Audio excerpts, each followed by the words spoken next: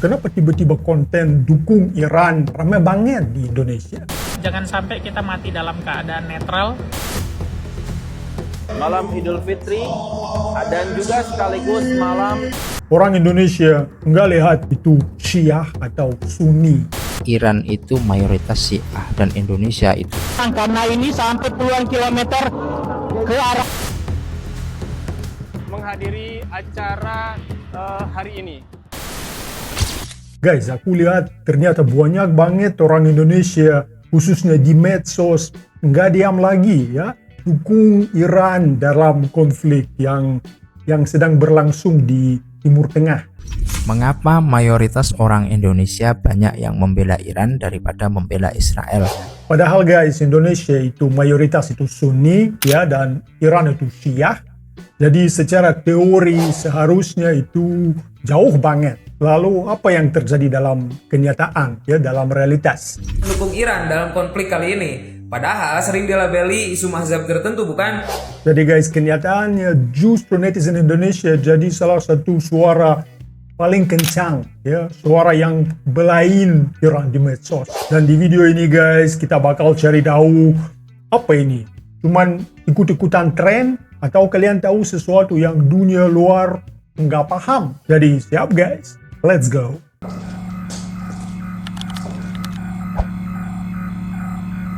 teman-teman, kita lihat ini bukan rekayasa ya, bukan AI. Ini masyarakat Iran sekarang turun ke jalan. Jumlah mereka sampai jutaan orang. Tepatnya malam takbiran, malam Idul Fitri dan juga sekaligus malam Tahun Baru Iran. Jadi guys, kadang orang luar itu mereka suka salah sangka sama Indonesia ya, karena mereka kira Indonesia itu cuma negara yang ikut arus atau bahkan nggak punya prinsip yang kuat. Padahal dari zaman Bung Karno, Indonesia itu punya satu prinsip yang sangat penting, selalu berdiri di pihak yang tertindas. And I'm not talking about theory. Aku bukan ngomong tentang teori di buku sekolah. Ini beneran dilakuin. Antara Iran versus Amerika dan Israel, kita dukung mana? Aku cuma mau ngomong, hidup itu cuma sekali. Jangan sampai kita mati dalam keadaan netral, apalagi kita sampai mendukung Zionis, mendukung kezaliman.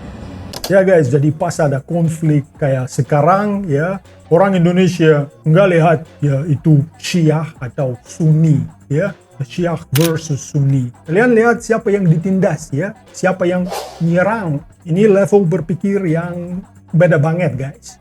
Iran itu mayoritas Syiah dan Indonesia itu Sunni.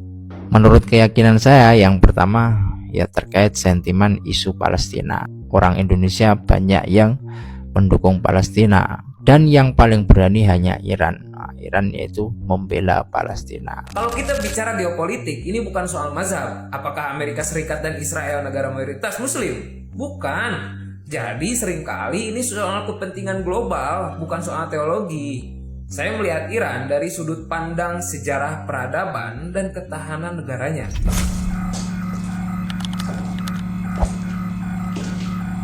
Dan guys, yang paling seru itu kenapa tiba-tiba konten dukung Iran cukup ramai banget di Indonesia. Karena guys, kita bisa lihat ini nggak perang fisik aja, ini juga perang narasi ya, beneran perang narasi. Medsos itu penuh dengan hoax, penuh dengan propaganda, dengan framing ya, aneh-aneh ya, kerangka yang cukup aneh ya. Semua itu ada, banyak semua itu di medsos. Luar biasa, emang Iran hebat, solid, mereka kuat, masyarakatnya mendukung, kuat, hebat Iran. Nggak bisa dikalahin ini sama Amerika sama Israel. Sulit ngalahin masyarakat yang kayak begini. Saya berada di Medan Inkilov menghadiri acara majelis duka dan pengiringan jenazah Syahid Ali Larijani terkena serangan dari rezim Amerika Serikat. Bisa dilihat bagaimana ramainya masyarakat yang sedang menghadiri acara hari ini.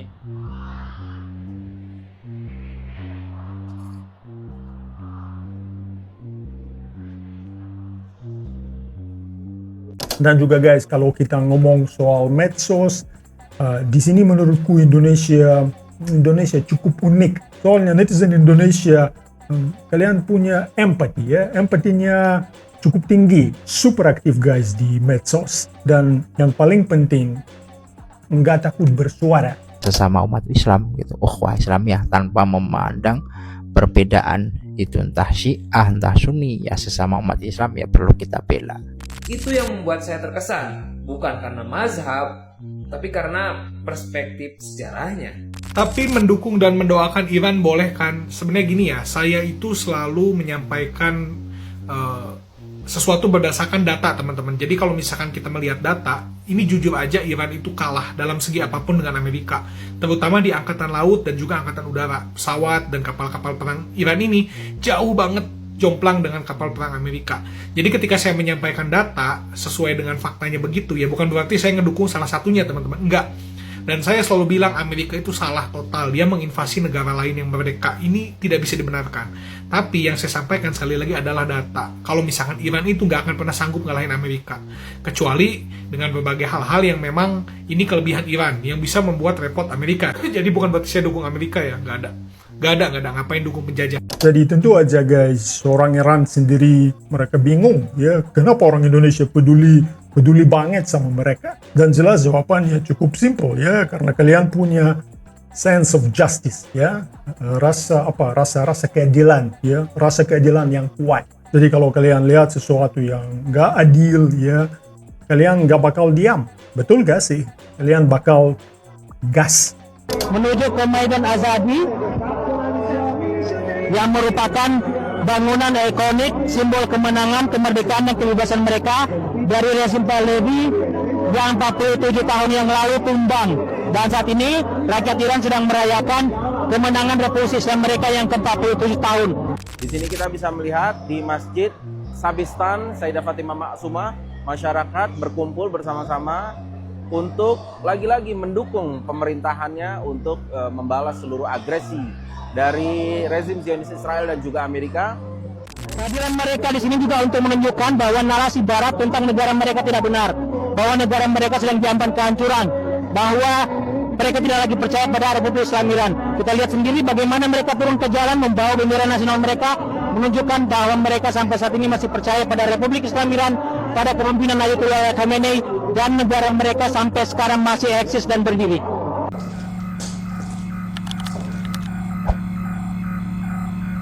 Jadi guys, gak ada debat teologi di sini. Ada negara diserang, ada korban sipil, ada kepentingan geopolitik besar. Ya, dan Indonesia ngerti semua itu. Ya, mana perbedaan internal, ya, mana ancaman eksternal. Ini yang nggak semua negara bisa lakukan. Terima kasih udah nongkrong bareng aku, bareng Roomsoft. Jangan lupa like, share, dan subscribe to the channel. Terima kasih dan sampai jumpa di video selanjutnya. Paka-paka.